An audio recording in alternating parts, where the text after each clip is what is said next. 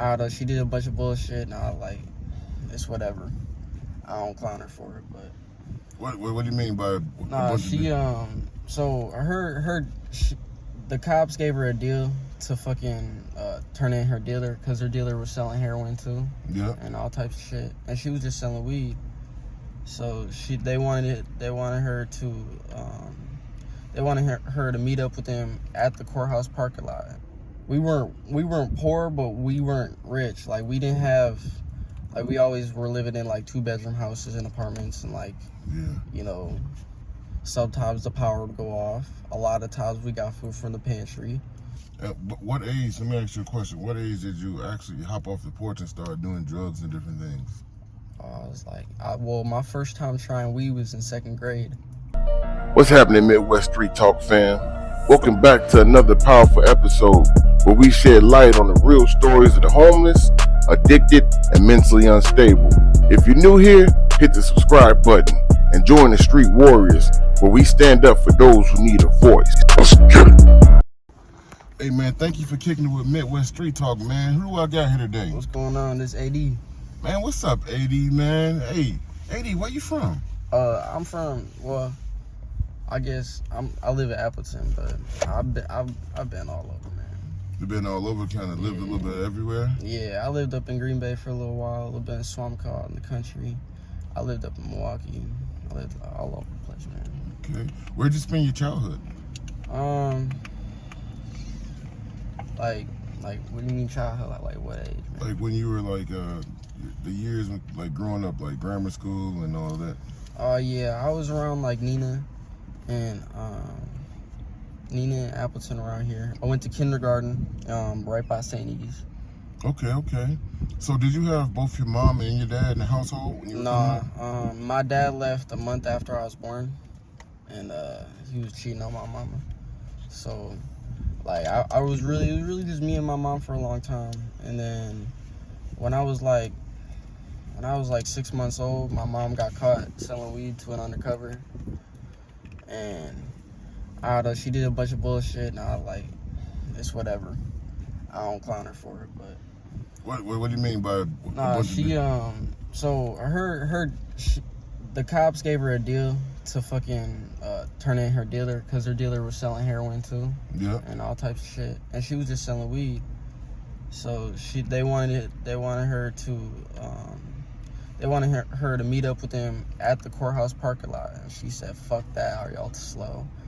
So they met up at a Chick-fil-A, and then as the deal was going down, the cops fucking like arrested him. Dang. She turned in his dealer. Wow. And all she got was drug court.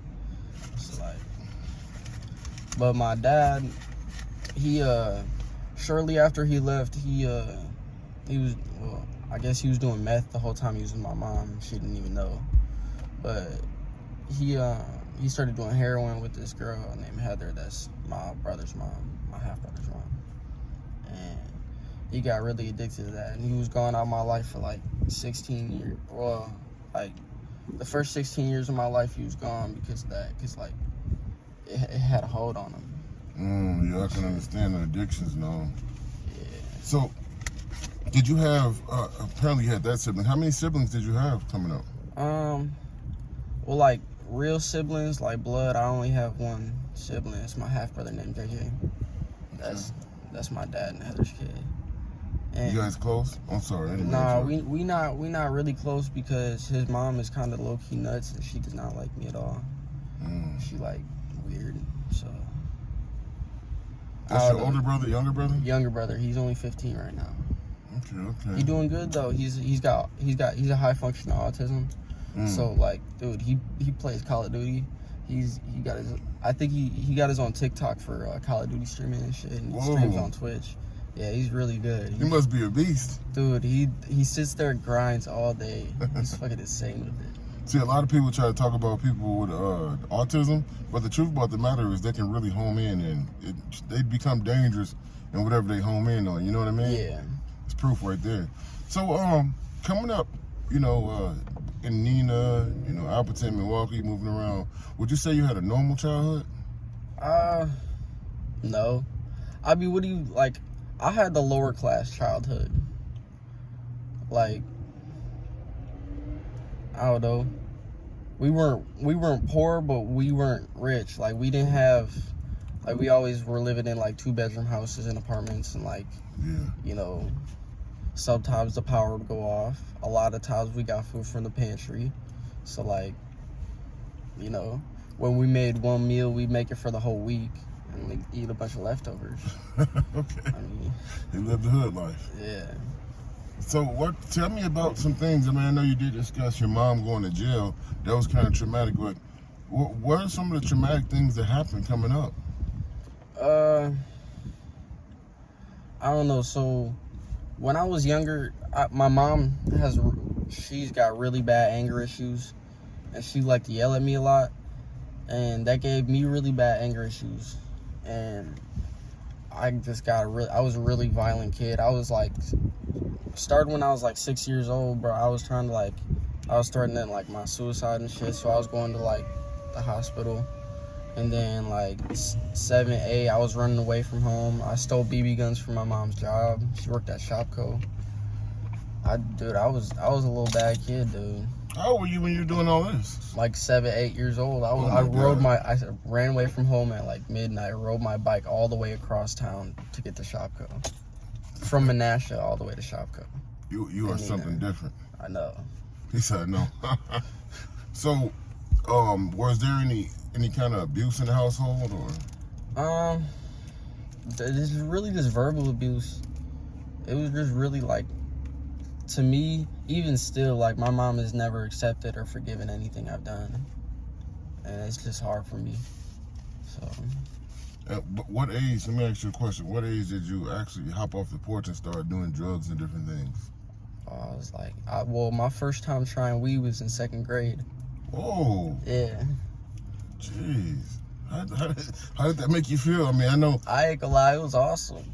Because I was in the apartment with my mom, and my neighbor, his name was Charlie, and his older brother was a drug dealer, and he just recently died. So like all the shit he had, Charlie had. He was in 2nd grade, but we were the same age. And he was like, yo, you ever tried weed? I was like, what the fuck is that? And we smoked a Newport. I was in 2nd grade. And we smoked a fat ass bowl of, I ain't gonna lie, it was pretty shitty weed, but for my age, I got high as a bitch. 2nd grade, jeez. Yeah. So, jeez, so you hop off the porch, pretty much, and like right away. Okay. So, do you think, would you consider the trees to be like a gateway thing? Like, did it, like, because people say trees is a gateway drug. What made you start to mess with the other substances? I ain't gonna lie. When I turned 18, when I was like turned 18, I started experimenting with different things. Like, I went from weed to, shrooms, a little bit of acid, and then I was doing Molly here and there, and then I did some coke, and yeah, I was selling Molly for here and there, and like all types of shit. And like, I just went from higher and higher and higher, and then I got really addicted to perks for like, I want to say like 2 months, 3 months. Yeah.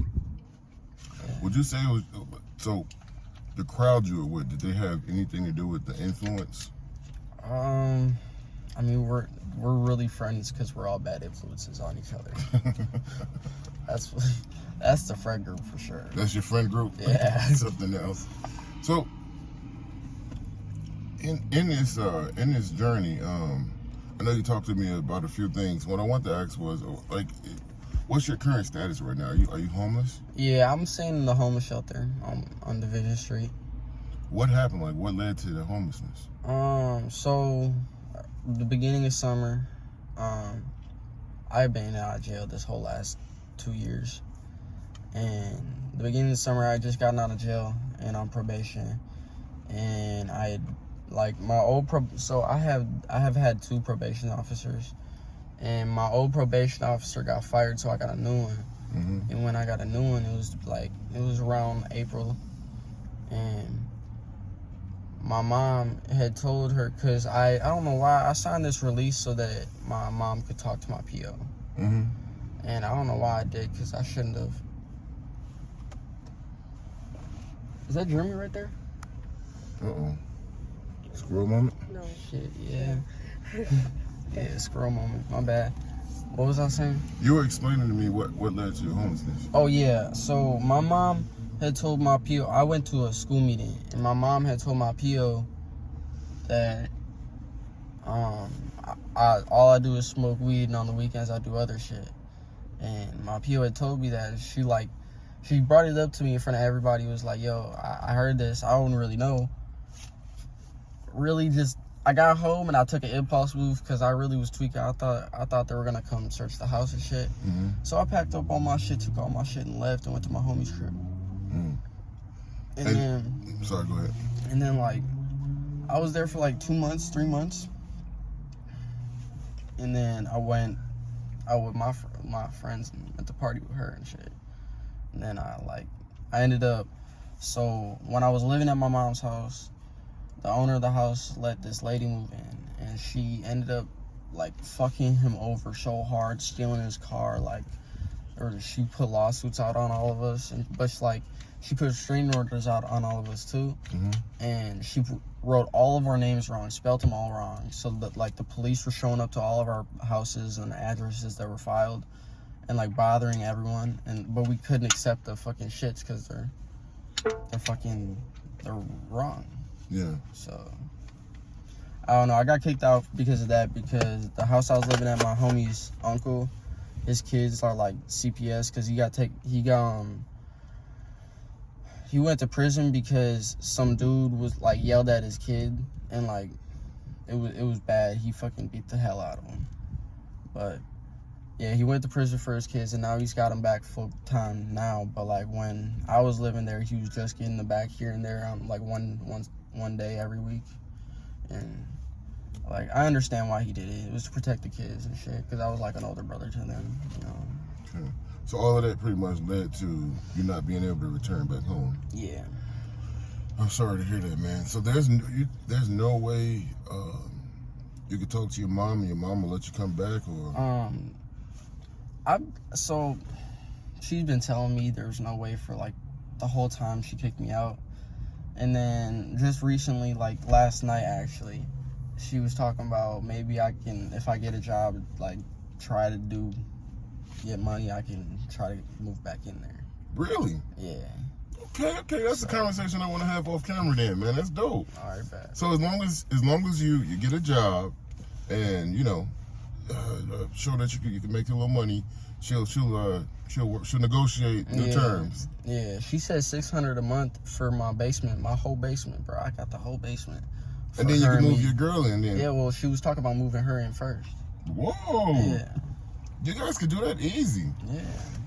We'll definitely touch that off camera. You caught me off guard with that one. Okay, that's good news. So you were telling me originally yesterday when we were talking that you used to sell cars. Tell me about that. So I used to I was a little thief. I was a little thief. Okay. When I was like 12, 13, I went to Milwaukee for like from 12 to 13 I went to Milwaukee for like almost a year. And in that time I learned so much shit about stealing cars. It wasn't even funny.